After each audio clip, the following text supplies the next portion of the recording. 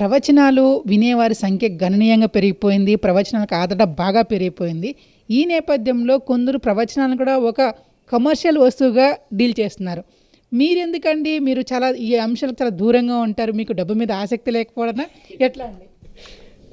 నాకు ఆసక్తి లేని మాట నిజమే, కానీ అవసరం లేకపోలేదు. అవసరం ఉంది.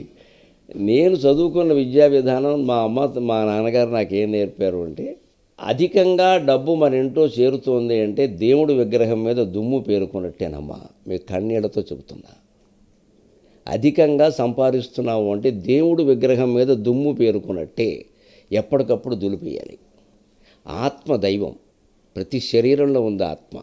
నేను పెద్ద ప్రవచనకర్త, మీరు మామూలు వ్యాఖ్యాత కాదు. మీరు దైవమే, నేను దైవమే, ఈవిడ దైవం, ఈ మైకు కూడా దైవమే. చిచ్చక్తి చేతనారూప, జడశక్తి జడాత్మక. నేను ఎంత బాగా మాట్లాడినా, మీరు ఎంత మంచి ప్రశ్నలు వేసినా, ఇది పని చేయకపోతే ఇక్కడ ఏం నడవదు, అది పని చేయకపోతే అసలు నడవదు. ఇది కూడా దైవరూపమే. దైవం కానిదేది లేదు ఇక్కడ. మనం గ్రహించవలసింది ఏమిటి అంటే, లోపల ఉన్న ఆత్మరూపంలో ఉన్న దైవాన్ని మనం గుర్తించాలి అంటే పైన దుమ్ము పేరుకోనేకూడదు. ఈ దుమ్మే డబ్బు. నా దృష్టిలో డబ్బు అంటే దుమ్ము. ఆ డబ్బు మనం అవసరాన్ని మించి సంపాదించామనుకోండి. నేనే ఉదాహరణకు తీసుకుందాం. నేను ఒక ప్రతి ప్రవచనానికి నాకు ₹1,00,000 ఇవ్వమంటే వీళ్ళు ఇస్తారమ్మా. నాకు ఆ డిమాండ్ ఉంది, ఇస్తారు. లక్షల అవకాశాలు వచ్చే సినిమా వాళ్ళు కూడా నా వెనకాల తిరుగుతున్నారు 5-6 ఏళ్ల బట్టి. మాకు పద్యం రాయండి, పాట రాయండి, లేకపోతే మాటలు రాయండి, మీకు ఒక ఐడియా ఇవ్వండి, పౌరాణిక సినిమా తీస్తాం, మీరే ఏదో చేయండి అంటూ. అస్సలు సినిమా వాళ్ళు ఎవరో నా జోలికి రాకుండా దండం పెట్టాను. దానివల్ల ఏది సంస్కరింపబడకపోగా ఇంకాస్త చెడిపోతుంది. అది బాగుపడుతుందో లేదో నాకు తెలియదు, నేను చెడిపోతాను. ఎందుకంటే రాత్రింబగళ్ళు సిట్టింగ్లు స్టాండింగ్లను కూర్చుంటారు. ఏం చేస్తారో మీకు అందరికీ తెలుసు. జీవితం నాశనం అయిపోతుంది. నా జపం ఉండదు, నా తపం ఉండదు. అందుకని నాకు డబ్బు పట్ల ఆసక్తి లేకపోవడం సమస్య కదా. ఆసక్తి మొదటి నుంచి తక్కువే, కానీ అవసరం ఉంటుంది కదా. ఆ అవసరం మేరకే ఉండేలాగా అది పెరగకుండా నేను చేసుకున్నా.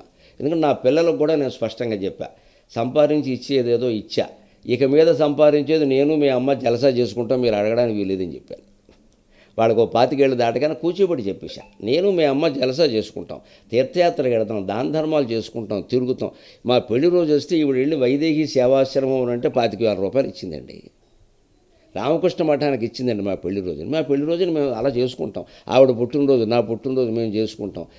మా పిల్లలు చాలా మంచివాళ్ళు, అలాగే మొదటి నుంచి అలాగే పెంచుకుంటూ వచ్చామని ఇది మాత్రం సంపాదించమని మిమ్మల్ని అడిగామా అన్నారు. అదృష్టవాది కూడా. ఇవాళ మా కోడళ్ళు అలాగే ఉన్నారు. ఇది నిజంగా నాకు చెప్పిన మాట దయచేసి మీరు టీవీ కోసం కాదు, మీకోసమైనా ఒకసారి ఆలోచించండి. డబ్బు పెరుగుతోంది ఇంట్లో అనవసరంగా అంటే దేవుడి విగ్రహం మీద దుమ్ము పేరుకున్నట్టే. అది దులిపేయాలా వద్దా? మీరెంత ఆరాధించే విష్ణుమూర్తి విగ్రహం, రామచంద్రమూర్తి చాలా అందంగా ఉండొచ్చమ్మా. డస్ట్ పేరుకుంటే ఏం చేస్తారు మీరు? ఏమి దొరకకపోతే కొంగుతోనే దులిపేస్తారు. బట్టి దేవుడిని చూడలేరు అలా మీరు. ఆత్మకి ఈ బంధాల కంటే ఎక్కువ ముందు డబ్బు. ఇది పేరుకుంటుంటే దాన్ని తోసియాలి. నాకు అక్కర్లేదు. అయినా ఇప్పుడు నాకేం లోటు చూడండి, నాకున్న ఉంగరాలు మీకు లేవు. నాకు లోటు ఎక్కడుందండి? నేను బాగానే ఉన్నాను. ఇంతకంటే ఎందుకు? ఇవి ఏవి కూడా నేను కొన్నవి కాదు. ఇది ఒక్కటి పెళ్లి ఉంగరం నాకు పెట్టారు. ఇంతకుమించి నేను ఆశించను. ఇంకెవరైనా పెడితే పెట్టుకుంటాను. నాకు ఒకసారి భావావేశంలో ఇచ్చేసినవి ఉన్నాయి, ఇవిడికి బాగా తెలుసు. ఇప్పటికో 10 ఉంగరాలు, 2 కంకణాలు, హారాలు వెళ్ళిపోయినాయి జనంలోకి. నాకెవరో పండితుడు పద్యం చెప్పగానే వేలుకున్న ఉంగరం తీసి ఇచ్చేసిన సందర్భాలు చాలా ఉన్నాయి. అంటే ఇచ్చేస్తాం, ఎందుకంటే ఇవన్నీ అలా వచ్చినవే కదా, అలాగే వెళ్ళిపోతాయి అంతే. ఈ వైరాగ్యం అంటాను దీన్ని. వైరాగ్యం మానవ జీవితంలో ప్రధాన ప్రవృత్తి కాగలిగితే యావత్ సమాజం బాగుంటుంది. వైరాగ్యాన్ని ఇప్పుడు నెగిటివ్ క్వాలిటీ కింద ప్రచారం చేయొద్దు. It's positive quality. అది మనం. ఓకే, మీరు మార్పు తల్లిదండ్రుల మీద పెడుతున్నారు. తల్లిదండ్రుల నుంచి ఒకవైపు చూస్తే మన రాజకీయాలు కూడా మార్పు ఎంతైనా అవసరమని భావిస్తున్నారండి. రాజకీయాలు కాదు, ముందు గాలి కూడా మారాలి. చలిగాలి ఎక్కువగా ఉంది 4 రోజులు బట్టి. చాలా మారాలి. కానీ వారు మారాలని వీరు మారాలని వారు ఆశిస్తూ ఉంటే మార్పు ఎక్కడి నుంచి రావాలో మీరు చెప్పండి. అంచేత వాళ్ళందరిలోనూ వచ్చే మార్పు ముందు నా నుంచి రావాలి అని నేను అనుకుంటే, ఒక పిల్లాడు కర్తవ్యం చేయాలి అనడం కంటే ఒక తల్లి లేదా తండ్రి వారి కర్తవ్యం చేయాలనడం తేలిక. ఎందుకంటే వీరు పెద్దవాళ్ళు, వీళ్ళు అవగాహన చేసుకుని చేయగలరు. వాడు మార్చుకోలేడు, చిన్నపిల్లాడు. ముందు వీళ్ళు సంస్కారం ముఖ్యం, మాకు మార్కులు కాదు. మీరు 25 ఏళ్ళ నుంచి మీ ప్రవచనాలు చెప్తున్నారు. మీ ప్రవచనాల్లో చెప్పడం మీకు తృప్తినిచ్చాయా?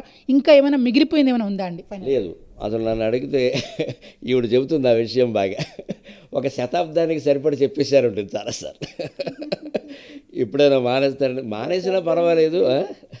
దశాబ్దంలో ఒక శతాబ్దానికి సరిపడా చెప్పేశారు, ప్రతి అంశాన్ని చెప్పారు. ఇంకా